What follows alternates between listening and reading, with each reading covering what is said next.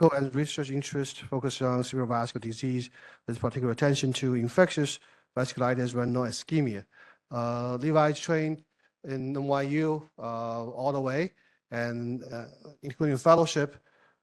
He actually helped us during our transition period as a vascular neurology attending at the Maimonides briefly. So welcome back, Levi. We look forward to hearing about central retinal artery occlusion, the management and consequences and controversies.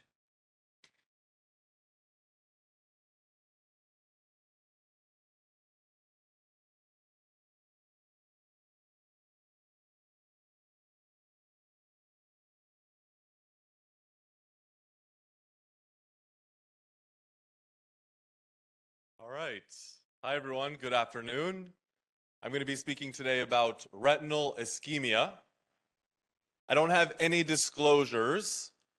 I do have a warning, though, for those of you like myself, a neurologist who did training, neurology residency, and struggled with this instrument for many years, trying to find the optic disc. I'm sorry, I am going to be talking about this instrument today. But here's a picture of some puppies and kittens getting their eyes checked to ease us into this pain, okay? All right, so today I'm going to be talking about acute retinal ischemia. We'll start with an intro, anatomy and physical exam. We'll think about ideal windows for treatment of patients with retinal ischemia, what treatment options are available, and then where do we go from here, okay? So, acute retinal ischemia refers to the blockage of blood flow to the inner layers of the retina. It is therefore the retinal equivalent of cerebral stroke and presents with sudden, painless loss of vision in one eye. This is a diagram showing the relevant anatomy. You have blood supply to the orbit, the optic nerve, and then the eye itself. And this is the typical course of an emboli on its way to block the central retinal artery, leading to retinal ischemia. This is the internal carotid artery. The first branch of the internal carotid artery after it leaves the cavernous sinus is typically the ophthalmic artery. And then the central retinal artery emerges from the ophthalmic artery, travels along the optic nerve, and then gives blood supply to the retina. Now, the retina actually has dual blood supply. So the outer layers are supplied by these ciliary arteries, the outer layers of the retina, where the inner layers are supplied by what we're going to be talking about today, which is the central retinal artery. And this dual blood supply is extremely important for preserving the function of the retina. It's important when you think about fundoscopic findings, that cherry red spot that we'll talk about in a little bit. And it's also important when you think about treatments for central retinal artery occlusion, things like hyperbaric oxygen. If you can oxygenate the outer layers of the retina that still have blood supply, that can passively diffuse into the inner layers of the retina that are ischemic and preserve function of the retina. So we'll talk about those things, fundoscopic findings, possible treatments, but this anatomy becomes relevant. Now, once that central retinal artery pierces the optic nerve head, it then emerges in the retina and splits into various branches. So you can have occlusion not only of the central retinal artery, but also of one of these smaller branches. And that can lead to vision impairment. That is called branch retinal artery occlusion, as opposed to the central retinal artery occlusion. The central retinal artery is a very small artery. It's about the size of one of those small lenticulostriate arteries, around 160 micrometers or so. And so it's beneath the sensitivity of common imaging modalities like a CT or an angiogram. This is Dyna CT, cone beam sequence, that does allow for very fine detail. And you can see on this scan where the optic nerve might be. You can see where the central retinal artery is here in red and the ophthalmic artery in blue. The ophthalmic artery typically makes a very sharp bend across the optic nerve, and that tends to be where the central retinal artery emerges in most patients. This is called the bayonet bend in a lot of old anatomic texts because it's a very sharp bend. And sometimes on lateral view angiography, you can see that sharp bend, and the central retinal artery tends to emerge right around that location. This may or may not be the central retinal artery. It's hard to say for certain, but that is exactly where you would expect it to be. So typical course, internal carotid, ophthalmic artery, sharp bend, and then central retinal artery that then pierces the retina and supplies blood supply to the retina. Okay? Now, acute retinal ischemia comes in two varieties, just like strokes of the brain. Strokes of the eye can be temporary, like a TIA. And if it's of the retina, we call that amaurosis fugax. It can also be permanent. And we just talked about when there's permanent blockage, that is central retinal artery occlusion or branch retinal artery occlusion if it's just one of the branches. Now, central retinal artery occlusion mostly occurs because an emboli lodges in that central retinal artery. That is called the non-arteritic variety. But there is also an arteritic variety where there is inflammation, arteritis of the artery itself, and that is typically caused by giant cell. So when someone presents to the hospital with sudden painless vision loss in one of their eyes, you're thinking, is this the embolic process where a clot lodged into that artery? Or is this the inflammatory process, giant cell? You have to ask the typical questions. Do you have jaw claudication? Do you have temporal pain and headaches? Do you have proximal muscle aching? All of those are more suggestive of a giant cell arteritis picture, less suggestive of an emboli that's being lodged into the artery. Okay? Now, the natural history. So branch retinal artery, just one of those small arteries being blocked. Most patients have great visual acuity long term. In fact, 90% ultimately have a visual acuity of 20/100 or better. However, central retinal artery occlusion, if the whole blood supply to the retina is blocked, only about 22% will have preserved visual acuity in that eye long term. It's important to note that unlike cerebral strokes of the brain, where we know that people can continue to improve and progress and get better many months after their stroke, central retinal artery is not the same. Retinal strokes, only 10% of patients recover beyond the first 7 days. So typically, where a patient is at when they leave the hospital, unfortunately, is where they will end up long term. So not great natural history for CRAO. The most common location of emboli, so where does that clot lodge? Typically here. This is the end part of the central retinal artery where it pierces the optic nerve head. This is called the lamina cribosa. It's a lot of this mesh-like structure, also known as the circle of Zen. There's a lot of narrowing of the central retinal artery in this location. Sometimes it also lodges more proximally. This is where the central retinal artery pierces the optic nerve. And where it pierces the optic nerve sheath to then travel along the optic nerve, there is also an area of narrowing. So it tends to be in one of those two locations. Okay, so either proximally, where it pierces the optic nerve dural sheath, or more distally at the lamina cribosa.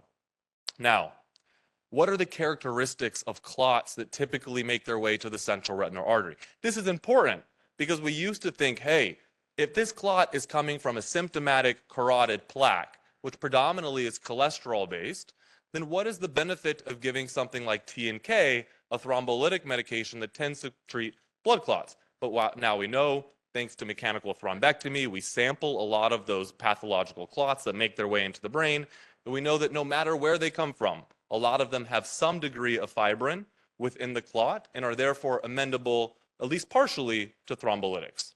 So embolus, regardless of their location, contains some degree in addition to other fibrin, in addition to other things like calcium and or cholesterol. Question for the group. What is the most common fundoscopic finding in early central retinal artery occlusion? Is it A, a normal fundus, B, arterial narrowing, C, diffuse retinal whitening, or D, a cherry red spot? The answer to this is, in fact, a normal fundoscope, okay? So, what are the typical findings of CRAO on fundoscopy, this dreaded picture that I warned you about? So early, the fundus can appear totally normal, but over time, you start to have more classic findings. It starts with attenuation of arteries, so that stagnant blood flow makes them appear narrowed. You then get diffuse retinal whitening. You can appreciate how there's a lot of edema and whitening here of the retina. Very late in the course, you develop something called a cherry red spot. So we talked about how the retina has dual blood supply. The outer part by the ciliary arteries, the inner part is by the central retinal artery. If you lose blood supply to that central retinal artery, well, the outer part is still well perfused. And at the thinnest part of the retina, which is here at the fovea, that's your area of maximum visual acuity, because it's so thin, you can actually see the well-perfused outer layers of the retina at that location. And so that's called the cherry red spot. It's the classic finding for central retinal artery occlusion, but of note is a late finding. You don't see that until there's all of this edema, whitening that has developed over a certain period of time. Okay? So the answer was A, normal. You can also use something called optical coherence tomography, OCT. This is an imaging sequence that looks at all the various layers of the retina.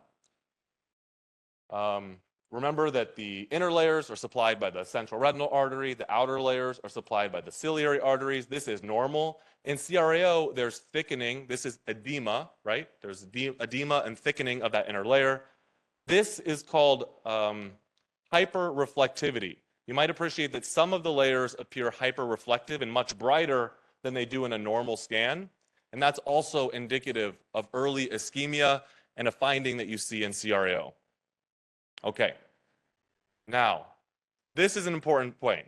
The cilioretinal artery. So in about 1/5 of the population, patients will have something called a cilioretinal artery. It means that the inner layer of the retina is not only supplied by the central retinal artery, but by this accessory artery called the cilioretinal artery. Why is that important? So if it travels into the central retinal artery, it's blocked, at least some of the inner layer of the retina can still be perfused by this cilioretinal artery. That becomes important because look at this patient. This is someone with diffuse ischemia of the retina from central retinal artery being blocked, but perfused, a certain segment of the retina is still perfused because that's supplied by the cilioretinal artery. And in this case, this patient's fovea is actually preserved. So what does that mean? The fovea is important for visual acuity. You can have totally normal visual acuity in a central retinal artery occlusion, which is an important thing to keep in mind. So on physical exam and someone coming in with sudden onset unilateral monocular vision impairment, not necessarily vision loss, but something is wrong with my eye, you want to check, of course, for visual acuity because that's a test of the foveal function. So using things like your Snellen chart, but you also have to check visual fields in each eye individually, right? By checking how can you see in each of the quadrants of your retina, that gives you a better understanding and appreciation for how the retina is functioning as a whole, as opposed to visual acuity, which is just the fovea. Because keep in mind, in central retinal artery occlusion, about 1/5 of patients do have that cilioretinal artery, so their visual function can be intact, close to normal, okay? So you want to check each eye individually, visual acuity, as well as visual fields. All right, so we talked about some anatomy, some physical exam findings. What is the ideal treatment for window, or the ideal window for treatment? So, similar mantra, right? We've all heard time is brain, time is brain. Same thing for the retina, time is retina, okay? So exactly what is that window of opportunity? This was an experimental model of central retinal artery occlusion, and they found that in young, healthy models, irreversible damage at 1.5 hours, but in elderly, hypertensive, atherosclerotic patients, it wasn't until 4.5 hours that you start to see damage. This is a common principle, even in stroke and myocardial infarction, that having some degree of atherosclerosis primes the retina, primes the cardiac tissue to be able to sustain itself against later ischemic injury. And so in models that already had hypertension and atherosclerosis, they actually could sustain longer damage or longer occlusion before they ultimately led to damage, okay? So there are different variables that determine your individual rate of ischemia. Not everyone is the same. It's not just a time-based model, but in fact, everyone has some degree of variability. The first thing is this retinal ischemic tolerance. Do you have a lot of atherosclerosis in the arteries such that they're primed to ischemia? The second is we think a lot about collateral blood flow to the ophthalmic artery, but it is also the case that the central retinal artery has some degree of collateral blood supply itself. So within the optic nerve sheath, there are these peel arteries that supply collateral blood flow, and more distally, the ciliary arteries also supply some collateralization at the optic nerve head. Therefore, the location of the embolus is important in deciding how fast am I going to progress through this. If you have a blockage here, you might not benefit from some collateral blood flow. If the blockage is more proximal, there is some collateralization that can take into effect. So different factors contribute to how fast does each individual progress through this cascade of ischemia. So it's not just a time is retina model, but also thinking about a penumbra model where some tissue is dead, some tissue is viable, and there's individual variability, okay? So we have penumbra available, penumbra CT perfusion scanning for the brain. People are now looking at optical coherence tomography as an indication of retinal viability in individuals. So this is a key point, that fundoscopy is essentially like a CAT scan. It can appear totally normal in an early stroke of the retina. It isn't until time that you start to have some findings. However, so for example, the cherry red spot is thought to be in-stage infarction, right? This is kind of the point of no return. So once you see that cherry red spot, this person has progressed pretty substantially. But you can use optical coherence tomography to find out where are individuals at in their ischemic cascade. There's thought to be a time-dependent progression of edema. So over time, you start to see thickening of those inner retinal layers. That inner layer hyperreflectivity is also an early biomarker. It's important to note that, visual outcome is highly correlated with these two biomarkers. How much edema is seen, how hyperreflective is that inner layer. So fundoscopy can be useful later for identifying central retinal artery occlusion, but if you're trying to find out in the acute window where is someone at, optical coherence tomography is being looked at and developed for that purpose. All right, let's move on to the next step, which is treatment. So there are a lot of options available to us for treatment of central retinal artery occlusion. You've probably heard of TPA starting to be looked at. You might have heard about ocular massage and hyperbaric oxygen. We're going to look at the data behind each of these different treatment options and see what we think, okay? There has been a single randomized clinical trial of IV TPA for central retinal artery occlusion in 2011. They enrolled 16 patients. It's very hard to enroll patients with CRAO, right? We have a difficult time getting them into the emergency department, despite there being a big push to do so. But 16 patients with CRAO presented in this trial within 24 hours of onset. And in the TPA arm, so 8 got TPA, 8 did not. In the TPA arm, 2 of the 8 improved. And those happened to be the patients who were treated earliest, 4.5 hours and 6 hours. The other 6 patients were treated beyond 6 hours and had no improvement. Now, unfortunately, this wasn't sustained. 2 people improved at 1 week, but 3 months later, no visual improvement. What happened? One of them had carotid stenosis and unfortunately had another event of central retinal artery occlusion from a symptomatic carotid plaque, re-occluded, and then had vision loss. The other patient had something called neovascular glaucoma, which is a very rare outcome in central retinal artery occlusion. It's not known whether or not TPA, giving TPA in the acute window, increases your likelihood of that, something like a reperfusion injury, or if that was just an unfortunate outcome in this case.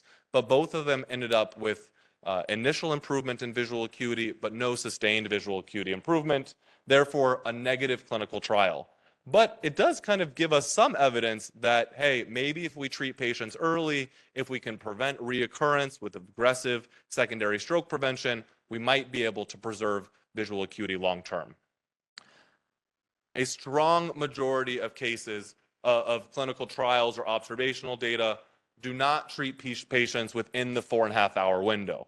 So these are all of the trials that have been published to date, and you can see that most patients in these trials are treated beyond what we know to be the good window of opportunity. There was a meta-analysis of IV TPA published by McGrory in the Stroke Journal in 2020. This specifically looked at patients who were treated within 4.5 hours, and they did find statistically significant improvement. So you can see here alteplase in 4.5 hours versus usual care or presenting beyond 4.5 hours. And there was a lot of improvement in patients who did get TPA within the early window. And the earlier you got treated, the more likely, the higher likelihood of improved recovery. Okay? So some benefit, at least in meta-analysis level data. More likely to recover visual acuity compared to those not treated with lytic therapy. Significant adverse effects. We know that TPA does, of course, come with some risk. You can see here that 2 patients had symptomatic intracranial hemorrhage. Of those patients, 1 unfortunately had amyloid angiopathy, which we know increases your risk for bleeding in the brain. The other was treated with TPA followed by IV heparin. I will say, Tony, I do like IV heparin. I am a fan. Add me to the list. But in the case of getting TPA followed by IV heparin, not so much, right? This patient ultimately had a bleeding event. Okay? So what is the risk of intracranial hemorrhage if we give TPA for someone with central retinal artery occlusion? There's not great data, but you can kind of extrapolate from the PRISMS trial minor stroke that in patients with minor stroke, I kind of put CRAO in that category, the risk of ICH is probably around 1 to 3%.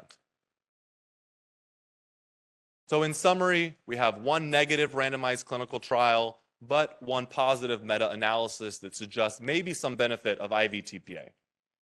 What about intra-arterial TPA? So a lot of us have heard about this, right? The EAGLE trial. In this trial, they enrolled patients with central retinal artery occlusion within 20 hours of onset. They gave intra-arterial TPA in 1 arm, which was 50 milligrams of TPA directly injected into the ophthalmic artery via a microcatheter.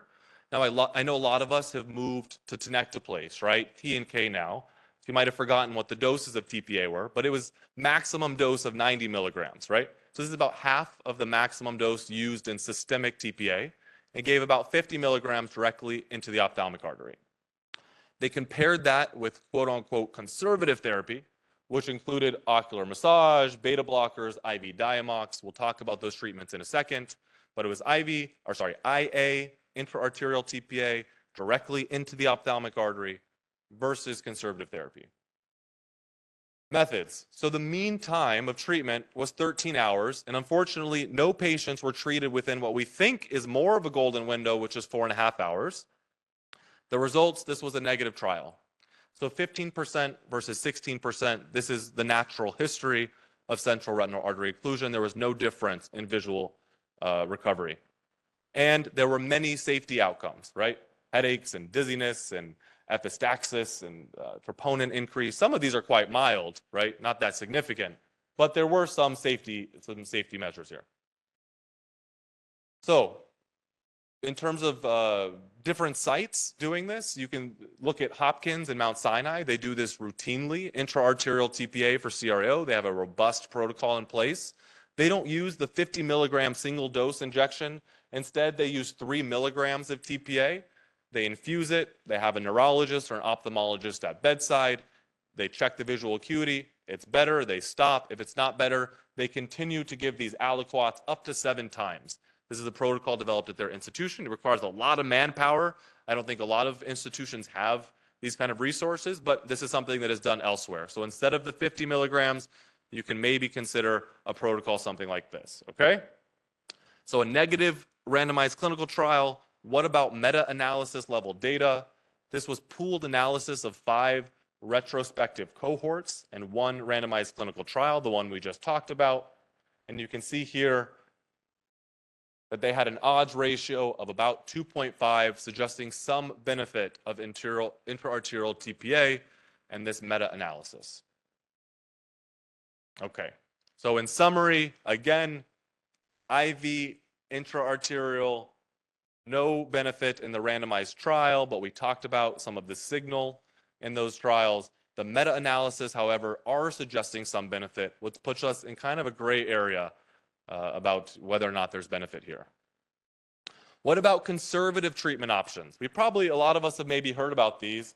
ocular massage, right? You put pressure on the front of the eye, release, push again, trying to dislodge that embolus. Systemic acetazolamide or Diamox and topical beta blockers, those try to reduce intraocular pressure, try and get that emboli to dislodge on its own. Hyperbaric oxygen we talked about, if you hyperoxygenate the outer layers of the retina, maybe it can diffuse into that ischemic inner layers and preserve function. And then hemodilution is basically giving people a ton of IV fluids, seeing if you can reduce the concentration or the thickness of your blood and improve spontaneous circulation. Okay? Now note, none of these are known to be more effective than placebo. However, similar to the intraarterial and IV TPA, all of these trials are done way beyond what we know to be the window of likely opportunity, right? So you probably have heard, hey, none of these placebo things, or none of these things are great, they're all placebo. But with the same lens that we look at intraarterial TPA, IV TPA, antiplatelets, some of these conservative therapies probably haven't been given the best of opportunities to show success. Hyperbaric oxygen, we've talked about a couple times. What does that mean? It's just oxygen delivered at high pressure. And there was a meta-analysis looking at this, and they basically showed 5.6 times higher odds of visual improvement. It is thought that hyperbaric oxygen is likely not a treatment, but more of a temporizing measure. If you give something to dislodge that embolus while also hyperoxygenating the retina, you can preserve it long enough for that embolus to be dislodged and maybe have good outcomes long term. There's no data looking at the combined remove embolus and treat with hyperbaric oxygen. There's only things looking at them individually, but it is thought that potentially this could be one option. Given a thrombolytic to dislodge the embolus and also hyperoxygenate simultaneously, preserve retina until that embolus is dislodged. This is the CRAO acute treatment protocol out of NYU. So if you have a stroke code for monocular, someone presents with monocular vision loss within 6 hours of last known well, a stroke code is activated. There's a parallel workflow that happens to determine T&K candidacy. There's a fundus photo in the emergency department that takes a picture of the fundus and at the same time does an OCT of the retina. You get a CAT scan of the brain. There's someone at the bedside trying to establish last known well and screen for contraindications.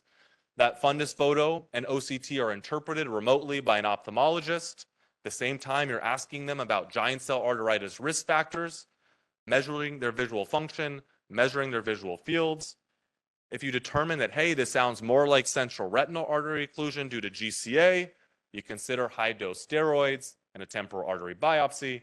If it sounds like this is more of an embolic process, if they're within 4.5 hours, we have confirmed evidence this is potentially a CRAO, there's no other cause for their vision loss, their head scan looks fine, then we consider giving T&K IV in those situations. If they're between 4.5 and 6 hours, we do consider intraarterial TPA, right? Not tenecteplase, but TPA, which was done in all the trials for those patients. All right, a lot of information I just gave you, anatomy, window of opportunity, some treatments. Where do we go from here? First and foremost, community and provider education is needed. There's a lot of good efforts to get ophthalmologists and primary care physicians to recognize that CRAO is a retinal stroke, and that means you are also at risk of a cerebral stroke. So get those patients to the emergency department to be evaluated. But now we also have to go back to that same population and say, the sooner the better, because we might have some opportunities for not only preventing a stroke, but also treating the central retinal artery occlusion in the first place. There are randomized clinical trials currently enrolling. 10 CRAOs actually just completed, so hopefully data soon. But these are randomized clinical trials on thrombolytics only within 4.5 hours, so we should have some good data there. We need follow-up beyond 1 month, right? What happens to an eye that is revascularized? Do they develop neovascular glaucoma? Do they have reperfusion injury? These are some things that remain unanswered, but would be helpful to know about, and hopefully we'll get that from some of these trials. We also can't forget about the conservative therapies, right? Not too many side effects, non-invasive, haven't really been studied in the early window. And then the last thing is to continue exploring these biomarkers of retinal viability that complement existing time-based approaches, see if we can enroll the right patients in these trials, give the right patients treatment, and see if we can treat them. Okay, that's it. Thank you very much.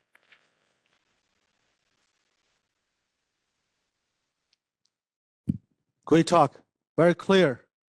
Very hopeful. And any questions for Dr. Dygert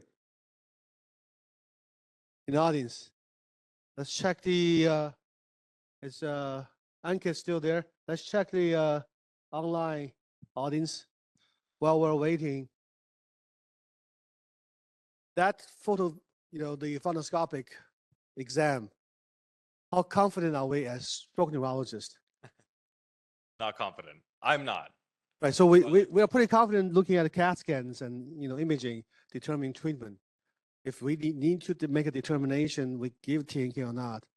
So can we distinguish from retinal detachment from hemorrhage, cherry red, or edema? If not, without ophthalmology involvement in these programs, it's going to be hard, unless the ED physicians can somehow serve as the surrogate for examination. Sometimes our ED actually they do ultrasonic examination as opposed to ophthalmoscope. Do you have experience with that? Yeah, it's a great question, and I totally agree that I would not feel comfortable giving anyone thrombolytics without an ophthalmologist telling me it's okay, right? So we have this fundus camera in our emergency department that is interpreted remotely by an ophthalmologist, and they give the green light, but I personally wouldn't feel comfortable. So I think, yeah, having ophthalmology involvement to tell us, hey, this vision loss is from central retinal artery occlusion. I don't see evidence of retinal hemorrhage. I don't see a retinal detachment. That is really helpful to guide therapy, but it requires a ton of coordination and resources to get that off the ground. And you're right, ultrasound is also really helpful. A lot of the emergency department is trained in optic ultrasound, right? And we've had them identify, basically it looks like a hyperechoic dot right at the central retinal artery distal part where it enters the optic nerve, and you can see that looks like a blood clot, a thrombus, and that I think would also give me some reassurance as what we're dealing with. Yeah. Great. Any questions? No? I'll keep going until everybody drops. I know. So those are the questions for, I know those are questions for antiplatelet therapy, but I want to ask questions for the central retinal artery occlusion first. I'll answer those questions later. Have there been any studies for heparin infusion? Since I'm such a proponent, I'm a big fan. So, do you know anything? Yeah, that's a good question. I think there, not that I know of, not that I could find, but now that I know this, we should do it. we should. I agree. Absolutely. Yeah, I agree. Definitely. I think there's a lot of treatments that haven't been given a fair shot. So I would say absolutely. If we can open the carotid artery from common carotid all the way intracranially, a small retinal artery wouldn't take that much to open up, right? From heparin, the mighty heparin. Yeah, let's do it.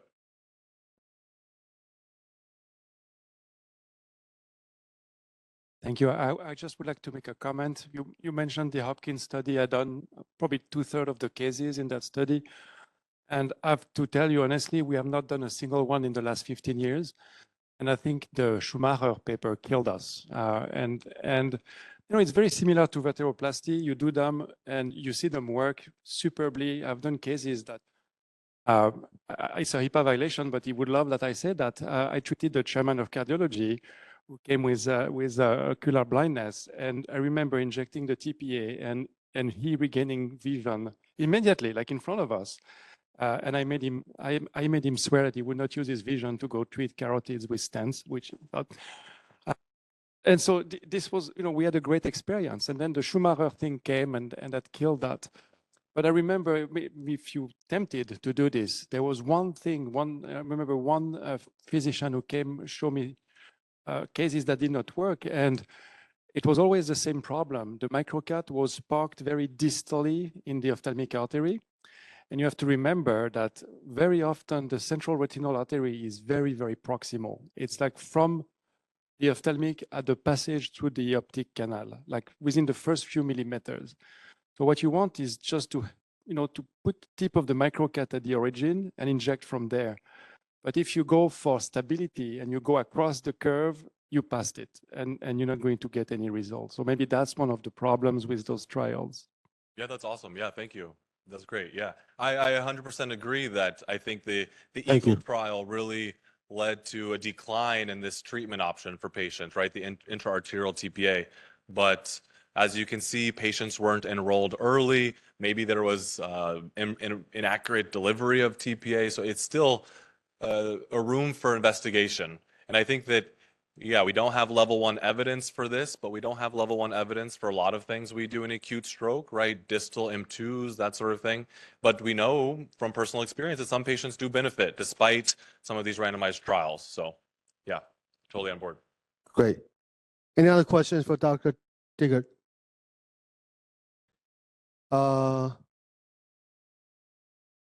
So any role for anticoagulation or antiplatelet agents in prevention of CRO? Say yes.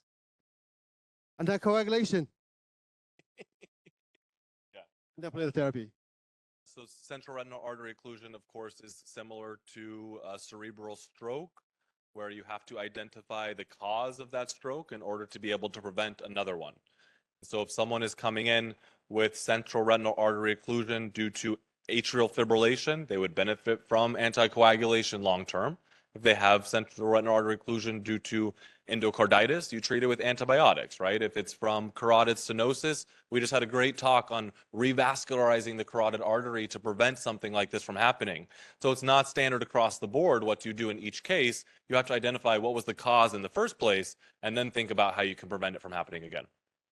So I think there's another question: is history of cerebral aneurysm a contraindication to? Yeah, so I guess the question is probably referencing acute thrombolytic therapy, right? And the AHA guidelines in 2019, I think we were referenced earlier, right? During the heparin talk, the guideline says that aneurysms greater than 10 millimeters should give you pause for the administration of tenecteplase, but it's not a strict contraindication. Smaller than that, there's no one way or the other.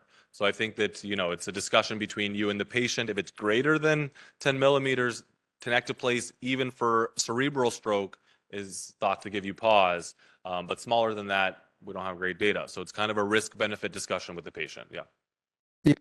Just to extrapolate from the infarction treatment, we don't do CTAs before we give thrombolytics. Usually just non-contrast CT. So we shoot first and not second. So that's oftentimes we don't know. They have these kind of incidental findings of aneurysm in the past is there. So there are a couple of small series, and maybe 15 aneurysm series that observed. None of them bled, but most of them are less than 7 millimeter in diameter, intracranial incidental. So if you have an aneurysm, no aneurysm, you have to have a discussion like Levi is saying. But if you have a hemorrhage before from aneurysm, then that changes everything. So usually people will pause, will probably not give you TNK or antithrombolytics. I think we'll probably apply similar here, over here. Then goes back to heparin. So looks like there is a question about acute vascular occlusion, well, not TNK or mechanical thrombectomy. That's the case I presented that we treated with heparin. But I think in general, in my practice, I hate triple therapy. I hate to be combining these therapies, especially intraarterial TP3 inhibitors like Cangalor or agrostat or the other things in addition to heparin. Although for patients who have no vascular lesions for intracranial stenting, other cases which give them heparin and doing antiplatelet therapy all the time intracranially. But those are transient event and in controlled fashion and without infarction or any damage that's occurring. So that could be a different animal than something we're dealing with over here. Perfect. Okay. Great. Thank you so much, Levi.